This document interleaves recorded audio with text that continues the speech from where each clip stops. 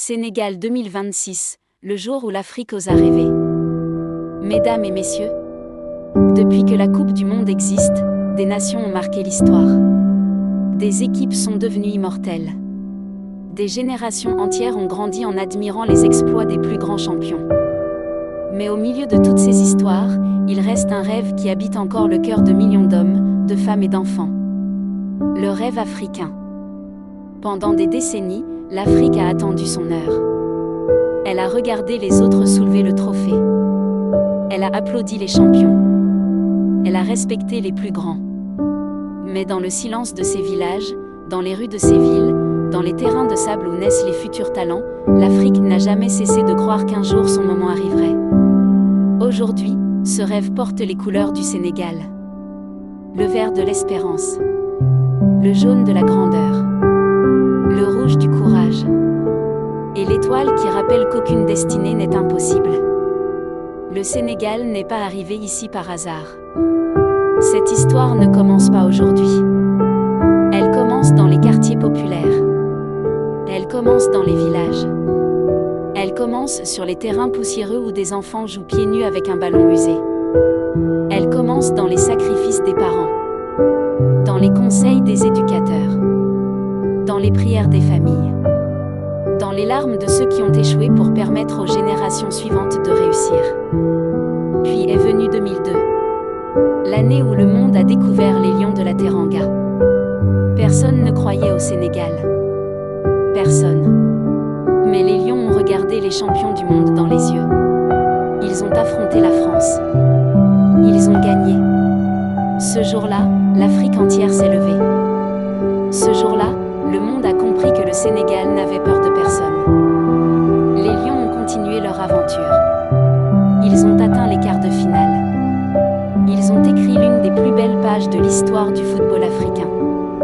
Mais ce n'était que le début. Les années ont passé.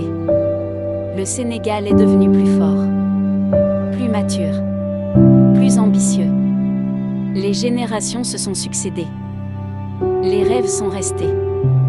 Puis est arrivée la consécration africaine. Le Sénégal est devenu champion d'Afrique. Une récompense méritée. Une victoire obtenue grâce au travail, à la discipline et à l'unité. Aujourd'hui, les Lions ne portent plus seulement les espoirs du Sénégal. Ils portent les espoirs de l'Afrique. Du Sénégal au Maroc. Du Mali à l'Afrique du Sud. Du Cameroun à la Côte d'Ivoire. Du Niger au Ghana. Des millions d'Africains regardent cette équipe avec admiration. Parce qu'ils savent que lorsqu'un lion entre sur le terrain, c'est tout un continent qui avance avec lui. Demain, la Coupe du Monde commence. Les stades seront pleins. Les hymnes résonneront. Les drapeaux flotteront. Les plus grandes nations seront présentes. Les anciens champions seront là. Les favoris seront là. Les experts parleront. Les journalistes feront leurs pronostics. Mais l'histoire ne se gagne pas dans les journaux. L'histoire se gagne sur le terrain. Elle se gagne dans les duels. Dans les efforts. Dans le courage. Dans la volonté de ne jamais abandonner. Chaque passe comptera. Chaque tacle comptera. Chaque arrêt comptera. Chaque but comptera. Et surtout, chaque seconde comptera.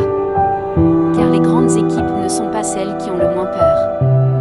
Les grandes équipes sont celles qui avancent malgré la peur. Les grandes équipes sont celles qui tombent et se relèvent.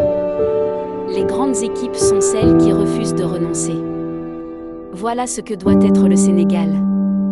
Une équipe de combattants. Une équipe de frères. Une équipe prête à tout donner pour son peuple. Les supporters sont prêts. Les familles sont prêtes. Le Sénégal est prêt. L'Afrique est prête. Maintenant, c'est aux Lions d'écrire leur histoire.